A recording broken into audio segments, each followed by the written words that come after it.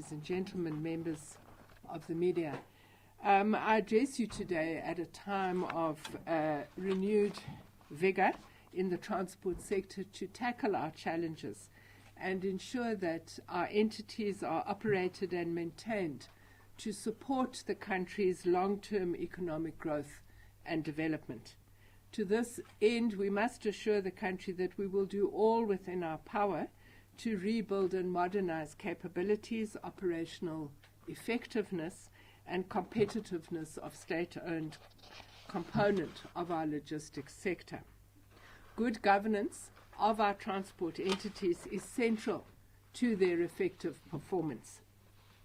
Yesterday, Cabinet announced the approval for the appointment of an interim board of the Road Accident Fund for a period of 6 months or until a new permanent board is appointed, whichever comes first.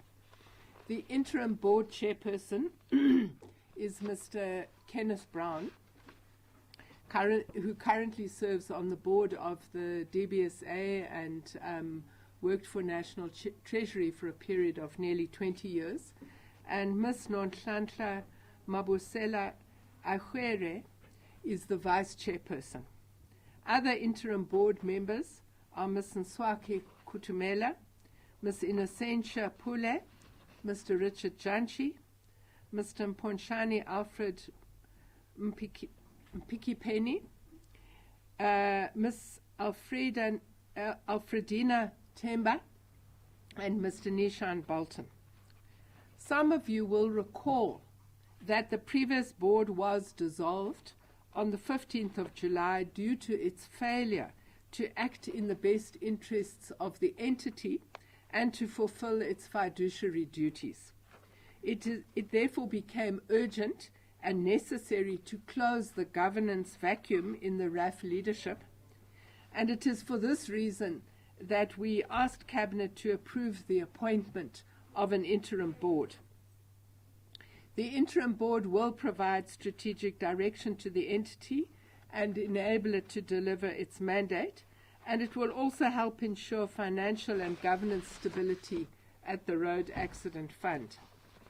Last night, myself and Deputy Minister had the opportunity to meet with the interim board and to share with them current governance challenges at the Road Accident Fund and to request them to address deficiencies in governance and control systems, including frequent occurrences of default judgments against the Road Accident Fund.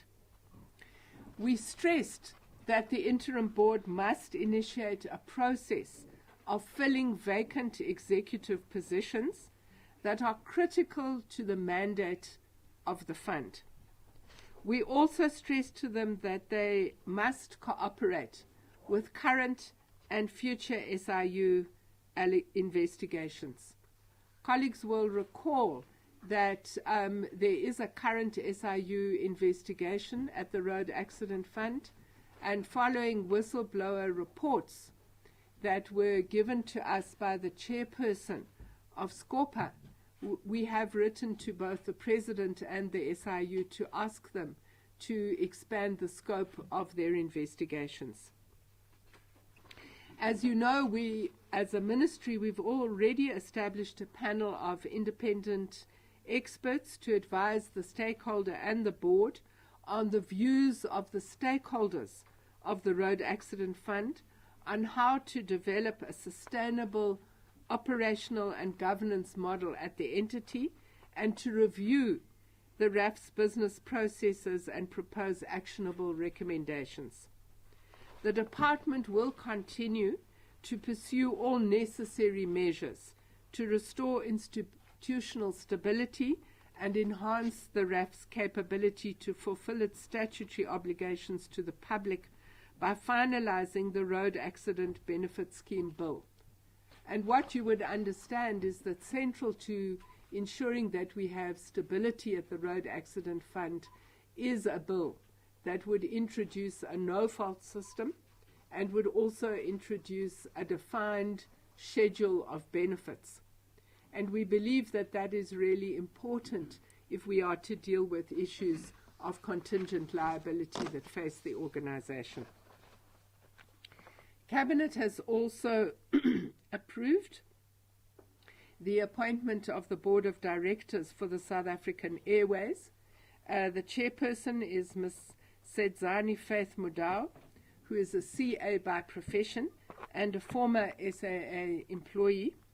The deputy chairperson is Ms. Fatima Ghani, who served on the interim board, which has just completed its term. Other board members are Mr. Chenis Potgieter, Mr. Mongezi India, Mr. Dennis Dlomo, Ms. Pamela Yako, Ms. Bongiwe Pichi, Dr. Salome Chilwani, Dr. Pradesh Dala, Mr. Lisa Manko, Ms. Bongiwe Mbomvu, Ms. Sipumolele Dlungwani, and Advocate Johannes Colin Weapond. This team of men and women have collective experience in aviation, air services and airport administration, business, logistics and commercial operations, governance and public policy, law, tourism, security, financial administration and public accounts. The new board will lead an entity that is currently focused on stabilizing its operating model following a return to profitability 2 years ago, and as you know, this year in the recent audit there was a slight deficit. The board will bolster SAA's governance processes by improving responses to audit findings and ensuring that the airline's financial independence is maintained. I want to once again thank the outgoing board, who led SAA from the exit from business rescue to becoming a stable flag carrier operating 17 routes, including 3 intercontinental city pairs. We trust that the new board will use the debt-free balance sheet and ring-fenced liquidity to ensure a fleet expansion plan that lifts SAA capacity from 20 to 55 plus aircraft by 2030. To do this, the shareholder expects the new board to embark on a capital raising program supported by internally generated cash, operating leases and market funding that enables fleet modernization without sovereign guarantees. In closing, I'm also pleased to announce the appointment of a non-executive director at Transnet. Following approval by Cabinet, we obtained permission to appoint Ms. Kulekelwa Glenis Mbonambi as the most suitable candidate to fill a vacancy of a non-executive director on the Transnet board for the remaining term of office of the current board. As a CA, Ms. Mbonambi brings much-needed financial skills to the organization. This appointment is especially important as we navigate Transnet towards financial stability, which is part of our overall drive to achieve speedy financial recovery and sustainability of the company. Important determinants for gaining required operational efficiencies so desperately needed in freight logistics, port services, and contributing to overall trade growth and job creation. The appointment will be aligned to the remaining period of the board's first term, which is due to expire in July 2026. Thank you very much.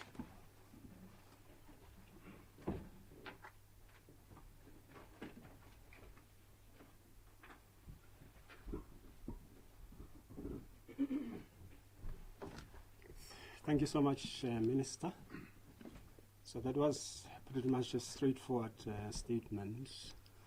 I'd be surprised if there's explosive questions from you. But nonetheless, we will open the floor for questions. I already see Roy getting ready to raise his hand. So we'll take 3 sets of questions, 3 each. So now the floor is yours, colleagues. Questions?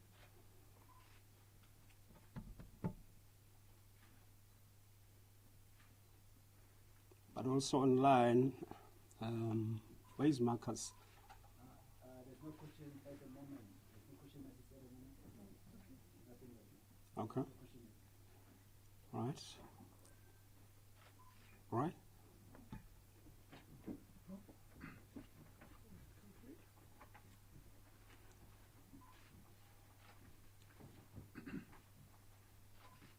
Okay.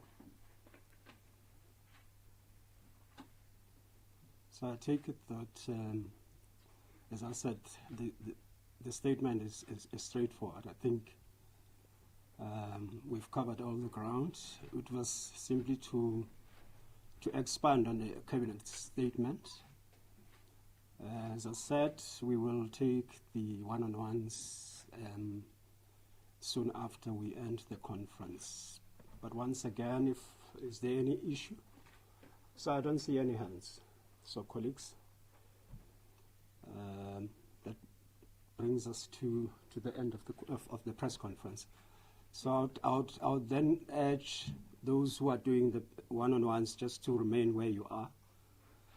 So fortunately, there isn't many of you today, so those who are still interested to stay, they can stay. But the minister, I'm also arresting you on your chair, and the deputy minister.